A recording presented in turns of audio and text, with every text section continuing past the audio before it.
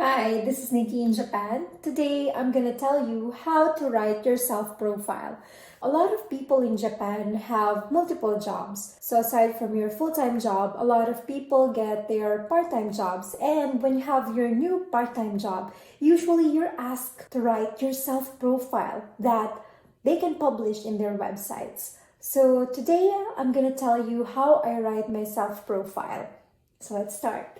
So as you can see on the screen, this is a self-profile that I wrote for one of my part-time jobs. But how do you exactly write them? How do you exactly plan them? So when I write my self-profile, consider first who my audience is. So this is very important because what you write in your self-profile should be relevant to your audience. So I think who my readers are, who my clients are, who is my audience. So ask yourself, who is your audience? Who is going to read your profile? So as for my profile here that I wrote, my audience are employees of a technology company, and therefore I thought that my background in physics and engineering is relevant for them so that I could build credibility towards them. So in my first paragraph here, I introduced that I am a cum laude graduate of physics and engineering from the University of the Philippines, Diliman, the top ranking academic institution in the Philippines. So as you can see here, I wrote down I am cum laude, so I think that's relevant. If I am going to have an audience who are managers or young professionals, they would want to hear or to get service from someone who is more superior than them. A lot of problems that I encounter here is that I am young looking. So I know that even in Japan, a lot of people, in general, I think Asians are young looking, but I think I still look young than my age, even compared to Japanese. I get that a lot, especially in this part-time job. I will be teaching business English to executives and managers from a technology-based company in Osaka. And my co-teachers are white men. Asians are young looking. And even compared to my peers, I still look younger than them. So the challenge to me is how do I make myself look more mature? Because in this part-time job, I would be teaching executives. So these are older men than me. So I wanted to build my credibility. I wanted them to think that, oh, I'm good at this because I'm cum laude. So I also put the kanji symbol for cum laude because they don't have the Latin honors in Japan. So I think this one is the counterpart for high honors in Japan. And then I emphasize that I took up physics and engineering from UP Diliman because this is a technology-based company where most of my students are coming from. So I think it's relevant that they know that, oh, this teacher knows that what we are going through at work because she's a graduate of physics and engineering, something that they can relate with, something that they think I can relate with them in their work. And then I also wrote down a descriptor for my university. Not a lot of people would know where I graduated. Of course, in the Philippines, we all know that UP Diliman is a prestigious university, but in other countries, maybe they don't know. Maybe people haven't heard of the uni. So I wrote down a descriptor that says it's a top-ranking academic institution in my country. And then the next sentences read, she has been teaching since 2011 as a university student. So despite my age, I want to emphasize to my students that I am young, but I've been teaching for a long time now. I started tutoring in 2011 when I was still a university student. And then the next sentence would read, with her growing clientele, she created her own dispatch agency with her classmates to form their very own teacher company in Manila that aims to match students to the nearest available subject matter expert as a remedy to the traffic woes in the city. This impresses a lot of recruiters because they think that I have an entrepreneurial mindset. Having this kind of descriptor about me tells them that, oh, despite her age, she is mature because she knows how to expand her services to her students that she cannot cater anymore because supply and demand.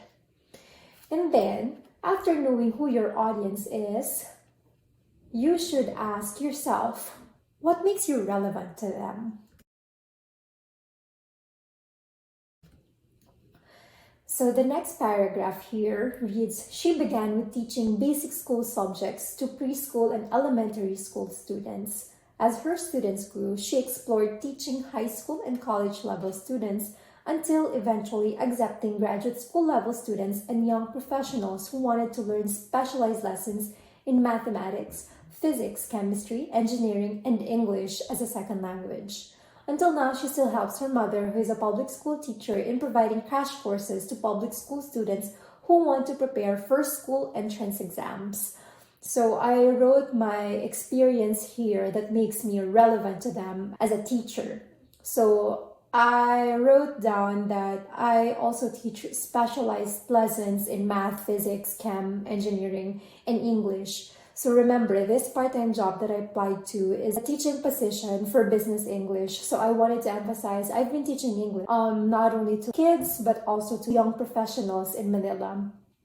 And then again, I wrote down that I specialize in lessons in math, physics, chem, and engineering because I will be teaching executives and employees from a technology-based company. So I think it's relevant that even if they ask me about the business that they're dealing with, tells them that, oh, because she taught in math, physics, chem, and engineering, maybe she also has knowledge about it. So even if they ask me questions about what they're, it tells them that maybe she has the capacity to respond. Maybe she has the capacity to provide us insights and answers. And then, after asking your relevance, you should build your credibility. So what's your experience? In the third paragraph, I wrote, after graduating from the university, she worked in the roles of business development and business analysis in startup and multinational companies based in the Philippines, Germany, New Zealand, United Kingdom, United States of America, and Australia. Her greatest achievement working in this field is setting up systems in the sales teams to track and quantify marketing campaigns that would provide insights into a sales conversion. So I wanted to tell my audience that I am young, but I've experienced a lot. I have vast experience, not only in the technical aspect of my academic background, but I've also had this business experience, which might help my students who are executives in their company right now. I also wrote down that I've experienced not only in the Philippines, but also I've worked in several companies in other parts of the world because most managers in companies would have the need to communicate with other people, not only within their realm of their industry, but also overseas, because a lot of companies in Japan do importing and exporting of products, especially in the technology industry. So I wrote this down that I've worked in several companies and I've experienced communicating with other teams in other parts of the world to tell them that, oh, I can teach you how to communicate with them if you needed to. The last sentence tells my audience my greatest achievement. It tells them what I've experienced, what I love doing the most, so that they'd understand how I think and how I deal with my work and my experience as a corporate slave. No, as an employee. The last paragraph here tells me what I do in my spare time. We spend time doing the things that we like, we love in our free time. So my last paragraph reads, recently, she launched her YouTube channel to share her experiences as a traveling millennial. She also posts educational content such as math lessons for her younger siblings. In her free time, if she's not creating content and editing videos for her channel, you will find her hiking in mountain trails in Hyogo. This is what I do in my spare time. So it's worth writing this down in your self-profile so that even in the dead air of the lesson, you would have something to talk about. So maybe my students can ask me, oh, if you're doing YouTube channel, what's your channel? What have you been posting? What do you love doing in your spare time? So this is something that they can ask. And it's also a good practice to them. They can practice speaking and communicating in English. So this is like third person perspective. I also wrote a self-profile that is first person perspective. So here it is. I'm going to read it now. So I graduated cum laude in physics and engineering from the University of the Philippines, Diliman, the top-ranking academic institution in the Philippines. I have been teaching since 2011 as a university student. With my growing clientele, I created my own dispatch agency with my classmates to form our very own teacher company in Manila that aims to match students to the nearest available subject matter expert as a remedy to the traffic woes in the city. I began with teaching basic school subjects to preschool and elementary school students.